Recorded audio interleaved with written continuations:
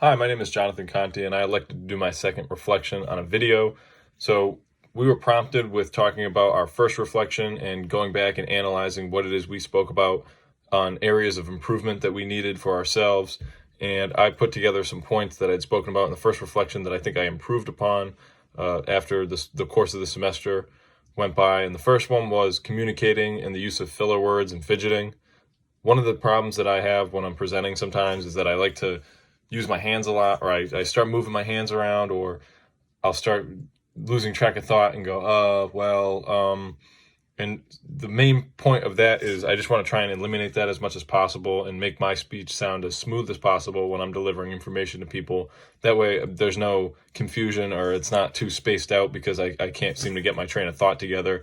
I sound more intelligent that way. There's a lot of reasons why I think it's important to eliminate and like when speaking, and especially during a presentation. It just sounds less professional if you say that. So I was able to improve on that by doing our final presentation for the semester-long project. I made sure that I wasn't saying or like, and I don't think I even said it once, and if I did, maybe it was just once, but I don't remember saying it very often. Another reason was limiting the use of, like or eye contact with the audience. Eye contact with the audience is really important, trying to keep people engaged, understanding that I'm still communicating with them. It's hard to improve on that when we're doing an online class, obviously, but trying to do the presentation for the semester-long project was another one where I was trying to, as much as I could, sit back and scan the whole computer. And I know what I'm talking about in the presentation, so I want to try and engage with the audience as much as I can because it's a persuasive presentation anyways. The last one was speaking with my hands. I know I'm just doing all this, and it's because I'm Italian. I can't help it. It is one of those things that I like to move my hands a lot, so trying to control that and make sure that it's not too much of a distraction when I'm speaking. If I'm using it for a point of emphasis or I'm pointing to a PowerPoint, that makes sense, but I don't want to be talking too much where it's almost a distraction. You can't understand what it is I'm saying because I'm doing too much extra movement that's taking your focus off of what it is I'm actually trying to get, my point across. So some places that I was able to actually improve on this by some of the work that we did was week 12. That one was titled Presentation Delivery.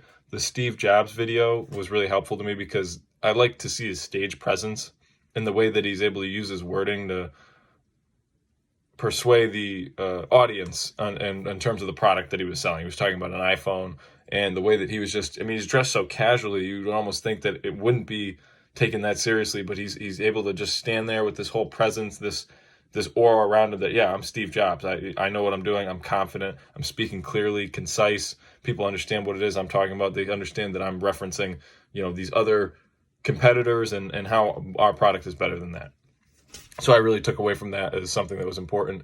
Another part of that week 12 presentation delivery was 5 common communication mistakes and how to fix them. I thought that was a really important article that I found useful. One of the most actually throughout the course of the semester that I thought was the most useful, just because the 5 common communication mistakes that they were talking about was so simple. It seemed like simple errors that people make, and there were some easy ways to try and fix that to eliminate communication issues. And for me, as somebody that wants to be a football coach, it's really important to be communicating with people effectively because you only have so much time to try and get across what you're trying to say to the right people and make sure that there's no miscommunication, because in football it's really fast. So the best way to be clear and understand how to communicate with people is really important to me, so that was really helpful.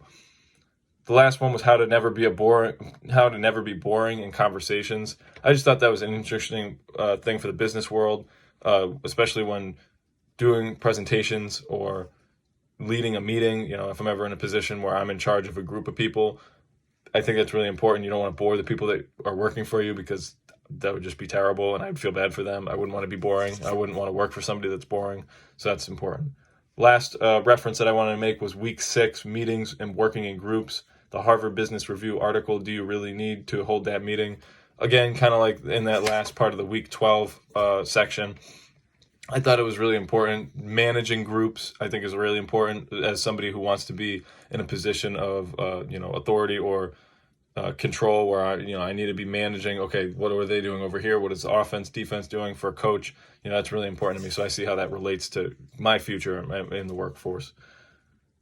Last one was leadership strategies. So you think you can run a great meeting? Again, similar situation, following that management format. I found really important. More ways to just improve on my communication skills.